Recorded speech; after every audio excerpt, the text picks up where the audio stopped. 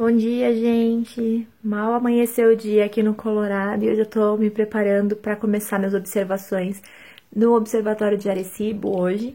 Hoje é domingo, dia 5 de abril, e eu pensei que talvez fosse interessante fazer um vlog da minha observação. Hoje a gente vai observar quasares. Eu tô interessada na cintilação desses quasares, na maneira como eles piscam para mim no sinal rádio, porque eu vou conseguir com isso observar e entender melhor o que passa no meio entre o quasar e eu, que é o vento solar que me interessa. Então, se você estiver interessado e interessada a acompanhar a observação, né, feita de forma remota, porque eu tô aqui longe no Colorado, né, longe de Porto Rico, fica aí que eu também vou te explicar também o porquê que a gente observa quasares para tentar entender o vento solar. Eu vou só fazer uma correção aqui na minha lista de fontes, que eu já selecionei ontem, e a gente vai tentar observar 12 quasares. Então, fica aí se você quer acompanhar comigo e se você está disposto a passar esse domingo, essa manhã de domingo aqui comigo, com essa cara de sono. Então, tá bom? Fica aí.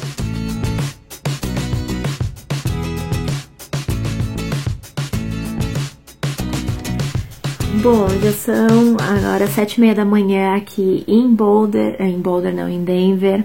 Eu nem sei onde eu tô. Tô tomando meu café, claramente eu preciso. E já são 9h30 da manhã lá em Porto Rico. E minha observação começa às 11h, então agora que eu já chequei minhas fontes, já falei com o operador na sala de controle. Embora o telescópio esteja em lockdown, né, tá tudo fechado, os guardas e alguns operadores, eles estão se revezando para fazer a operação do observatório, né, para que a gente consiga fazer as observações. Então, deixa eu explicar um pouquinho do projeto para vocês antes que a gente comece. O meu projeto, ele se chama NUM, que é Corona to Solar Wind, né, projeto que vai acontecer sempre em torno do meio-dia no observatório. Então, o que a gente faz? A gente observa quasares e fontes rádios bem pequenininhas que estejam distantes, e através da cintilação do sinal, que é o pisca-pisca do quasar, a gente consegue entender o que está passando de turbulência, de inhomogeneidades entre a fonte e o radiotelescópio. Então, na verdade, não é apenas o vento solar que passa ali e promove uma cintilação nesse sinal, né? Você também tem o meio interestelar, que está ali promovendo uma cintilação também. E também a atmosfera da Terra, a ionosfera principalmente, que é a principal responsável pela cintilação na frequência de rádio, pelo piscar das fontes na frequência de rádio. E ela também está presente no sinal. Porém, a frequência desse pisca-pisca, né, a periodicidade da cintilação promovida pela atmosfera da Terra, pelo meio interplanetário, que é o vento solar, e pelo meio interestelar, as frequências são diferentes e bem características de cada um desses meios. Então, a gente consegue distinguir, no caso da cintilação interplanetária, a gente está procurando cintilações que estão ali mais ou menos na frequência de meio Hz. Então, se você for comparar, por exemplo, com a frequência da ionosfera, você vai ver que é muito mais lenta, que é tipo de 10 segundos. Eu tô olhando para cá porque eu acabei de pegar o meu projeto, que eu queria mostrar para vocês a estrutura, só para que vocês entendam. Você envia, no caso de Arecibo, eu acho que as chamadas acontecem em março e setembro, e aí nesses períodos a gente escreve um projetinho, monta um grupo, né, o meu time, não sou só eu sozinha, né, que estou fazendo isso, eu estou trabalhando com pesquisadores. Eu sou a principal investigadora, fui eu que escrevi o projeto, então eu sou o que eles chamam de PI, né, Principal Investigator, desse projeto de observação, mas eu tenho no meu time um pessoal da Grã-Bretanha, eu tenho um pessoal aqui do Naval Research Lab, do NRL, e também tem uma integrante do Observatório de Arecibo, que é a minha colega Chica. Então, a gente escreveu esse projeto em setembro do ano passado e enviou. E esse projeto foi avaliado, né, dentro desse comitê aí, que foi estipulado por pessoas lá de dentro, mas, de qualquer maneira, a gente ganhou 100% de tempo solicitado. O tempo solicitado para essa investigação, para ficar observando os meus quasares lá, para tentar estudar essas inhomogeneidades do vento solar, né, essas turbulências que acontecem no vento solar, que passam na frente desse sinal do quasar, a gente vai ter duração, essa solicitação foi para 7 meses de observação. Por quê? Porque o telescópio de Arecibo, vocês sabem, ele é muito grande, né? A gente não consegue apontar ele para diferentes regiões do céu. Então, o que acontece, na verdade, é que as fontes passam por cima do radiotelescópio, que tem uma limitação de abertura ali de 20 graus, mais ou menos. Então, a gente consegue fazer uma observação limitada do céu, como eu quero observar fontes que estejam bem perto do Sol, em ângulo, né, que elas estejam ali próximas do Sol, eu preciso que o Sol esteja dentro do feixe de observação do radiotelescópio de Arecibo. E isso só acontece entre os meses de março e setembro. Então, é dentro desse período que a minha observação acontece. O que eu vou conseguir de final na verdade, a gente está medindo voltagem, né, do sinal, quando a gente consegue, o receptor está apontando lá para a fonte, e a gente tem o sinal, a gente tem essa diferença de temperatura aí no receptor causada pela luz em rádio dessa fonte, e a gente acaba fazendo um pré-processamento desse sinal, e o que eu quero, na verdade, não é o fluxo que chega vindo do quasar, porque, na verdade, os quasares são núcleos ativos de galáxia, né, que geralmente estão associados com super buracos negros supermassivos e tal, aquela emissão em torno do buraco negro, e nada disso, na verdade, me interessa. Para que pisque a minha fontezinha, né, eu preciso que essa fonte seja uma fonte bastante pequena, então essa primeira condição, ela tem que ser pontual pra gente, ou ter uma dimensão angular, né, um tamanho de fonte bem pequenininho em relação à frequência que a gente está usando. Então, tem fontes que em algumas frequências elas piscam pra gente, tem cintilação, e em outras frequências não, por conta dessa relação entre a dimensão da fonte e a frequência da onda. Porque para que ela pisque, realmente é a turbulência que está passando ali, ou aquela inhomogeneidade que está passando, aquelas são as estruturas de densidades diferentes que passam na frente dessa fonte de luz em rádio, e se essa fonte é muito grande, você vai passar, essa estrutura de densidade diferente, ela vai passar na frente, mas eu que estou observando aqui, eu continuo sempre vendo um pedaço dessa fonte fora da estrutura, se ela é muito grande, né? Então, eu não vou ver piscar. É por isso que no seu céu você consegue ver os planetas não piscam e as estrelas piscam, porque os planetas, eles têm um tamanho angular no seu céu maior do que as estrelinhas. Então, como você está vendo ali a turbulência causada pela atmosfera da Terra, nessa relação entre as dimensões das estruturas da atmosfera da Terra e a frequência do visível, você só vê piscar mesmo fontes que sejam pontuais ou estrelas com dimensões bem pequenas. Planetas não piscam no céu. E pela mesma razão, exatamente pela mesma física, você também precisa de uma lista de quasares bastante pequenininhos para essas frequências em rádio. Enfim, essa é a primeira condição. Segunda condição é que tenha um fluxo decente para que eu consiga coletar com o meu radiotelescópio. Como o meu radiotelescópio, no caso, é Arecibo, eu consigo extrapolar e observar quasares que ninguém mais consegue observar, porque eles são bem fraquinhos para os outros telescópios que não têm a sensibilidade de Arecibo. Então, eu estou em vantagem aí também. E pelo fato, como eu disse, Arecibo trabalha em várias frequências, a maioria dos observatórios dedicados a medidas de IPS, eles são frequência única baixa, de 300 e pouco MHz, eu consigo ir até 10 GHz, então eu também estou em vantagem, por isso esse projeto é tão bacana. E esse projeto foi, na verdade, o que eu, quando trabalhei lá como cientista da casa, né, eu implementei. Então, esse foi uma discussão que eu tive 2 anos atrás com alguns dos melhores físicos solares, né, numa reunião aqui dos Estados Unidos sobre o Sol. E eu sentei com todos eles e a gente discutiu qual seria a melhor abordagem para se utilizar Arecibo para a física solar e para a comunidade da heliosfera. E a gente concluiu que realmente a observação desse tipo de Interplanetary Scintillation, né, IPS, seria o mais precioso que a gente poderia contribuir para o conhecimento científico. Então foi aí que eu iniciei as observações de IPS, reiniciei, porque isso tinha sido feito esporadicamente na década de 60, no comecinho de 70, e depois tinha parado, e agora a gente recomeçou, realmente esse programa fui eu que reimplementei lá, e agora tá uma coisa real, a gente tem outros usuários, não sou só eu que estou fazendo esse tipo de observação, mas isso é uma coisa que eu me orgulho de ter participado, porque esses dados são realmente preciosos. Então, quando começar a observação, eu mostro para vocês um pouquinho de como vai ser a minha tela e como que a gente vai rodar, e vocês vão ver um pouquinho dos bastidores aqui das observações, tá bom? Eu estava olhando aqui o schedule do telescópio, né? Porque a minha observação parece que vai passar uns 5 minutinhos, né, do meu horário. Meu projeto tá aqui, é esse A3417. Eu vou deixar o link para essa página, porque essa página é pública. Vocês conseguem ver todos os dias que tipo de observação está acontecendo no Observatório de Arecibo.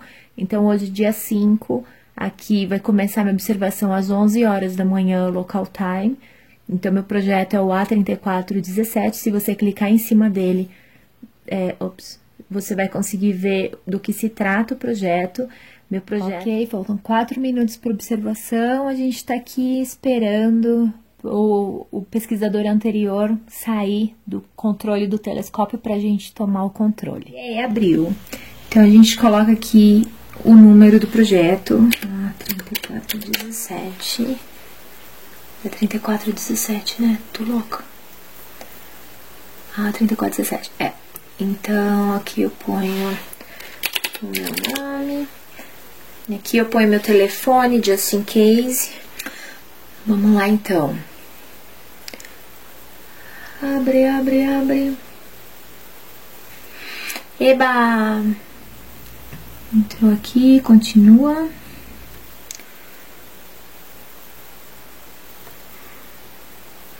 Pronto, agora aqui começa, na verdade, o que a gente quer. Accept. Eu vou estudar line, não pulsar. Então, vamos ver.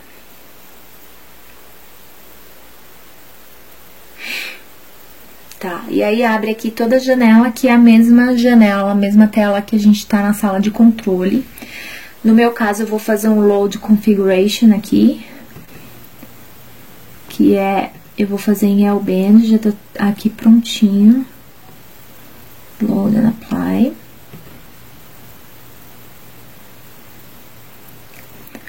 Apply configuration. Tá vendo? Tá applying. Então, vamos esperar um pouquinho. O que ele tá fazendo agora é provavelmente mudando a frequência de observação. Não sei o que a pessoa que tava fazendo antes de mim estava observando, mas dentro lá do domo do radiotelescópio, a gente tem uma mesa com todos os receptores, com as diferentes frequências de observação. Então, quando a gente muda a frequência, a mesa inteira gira para colocar o nosso receptor no foco do telescópio. Então, o que está acontecendo aqui, ele entrou, tá, na frequência que eu queria. Aqui é a parte standard, essa daqui é que eu vou botar observe, mas antes eu preciso colocar o command file. Pronto, agora tá tudo funcionando, parece. Então, vamos run. Então, já tá rodando. Deixa eu ver se eu consigo minimizar. Eu não quero minimizar essa janela. O difícil de fazer remoto é que a gente não consegue ver tudo. Eu tô indo para a primeira fonte, que foi a fonte que eu escolhi, que é a fonte 2230-114, tá certo? Vou mandar um alô aqui, vou perguntar como é que a gente tá. Parece que tá tudo indo. Eu tô usando a frequência 1 a 2 GHz, então a gente precisa coordenar com um radar de Porto Rico chamado Punta Salinas, porque eles não podem apontar para a mesma direção do observatório, senão a gente fica com um monte de ruído no sinal. Então tá tudo ótimo. Ah, beleza. Nossa. O que eu vou fazer? Eu vou fazer 3 minutos nessa fonte que ele tá fazendo agora, um off, e 3 minutos fora da fonte. Então, a gente vai ver a hora da verdade daqui a pouquinho.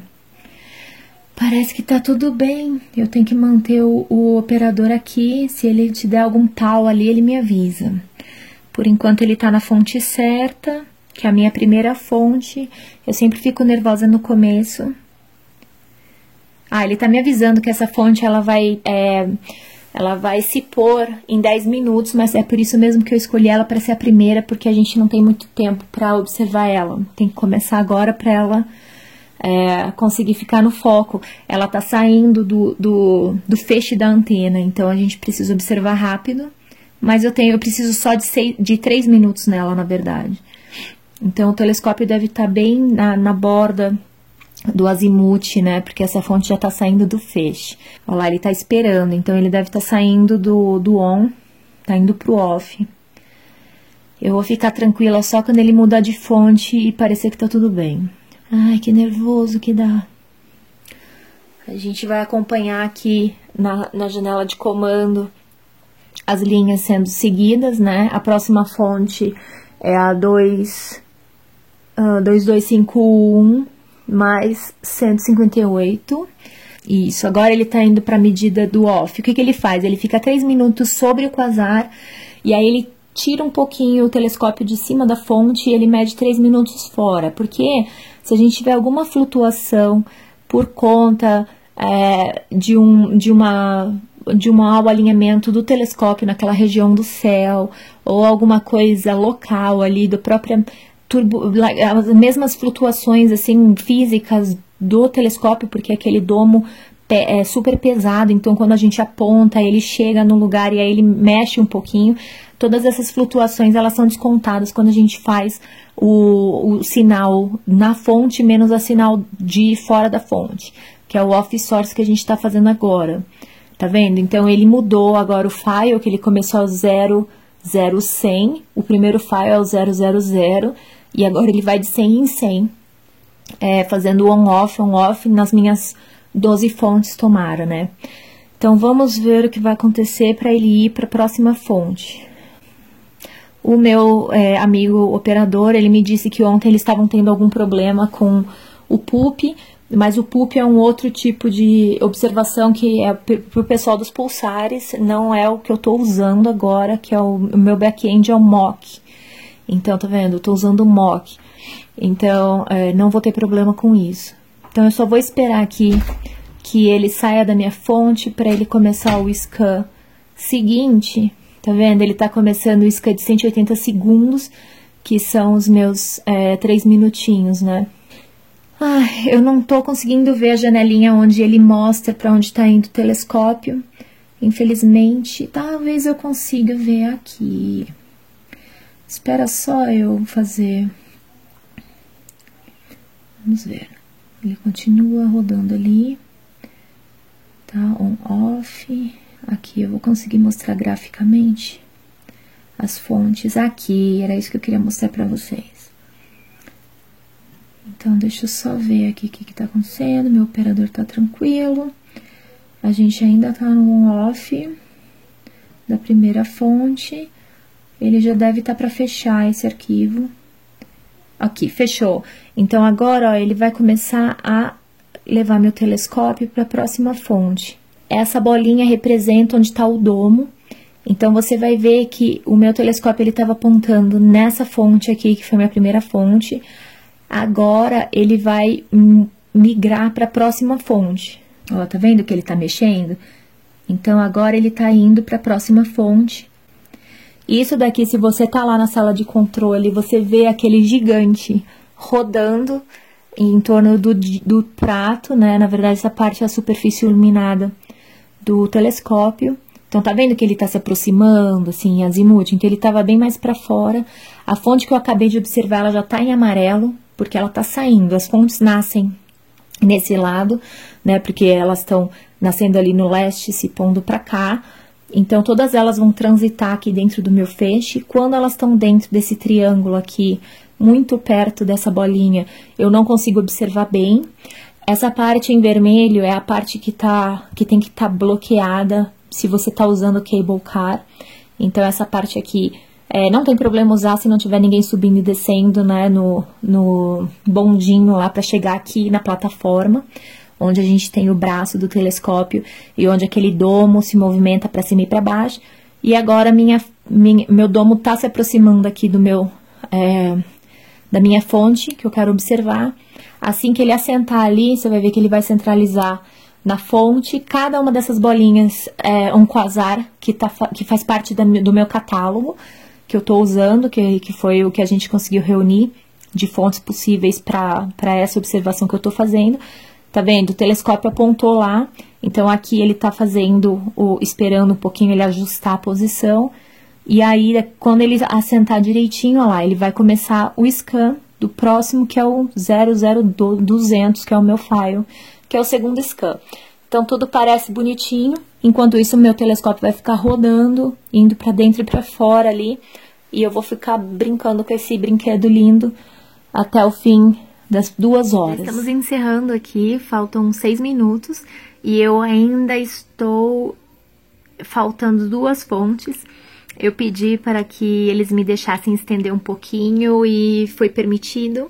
Então eu vou conseguir encerrar as 12 fontes e fechar essa observação com sucesso.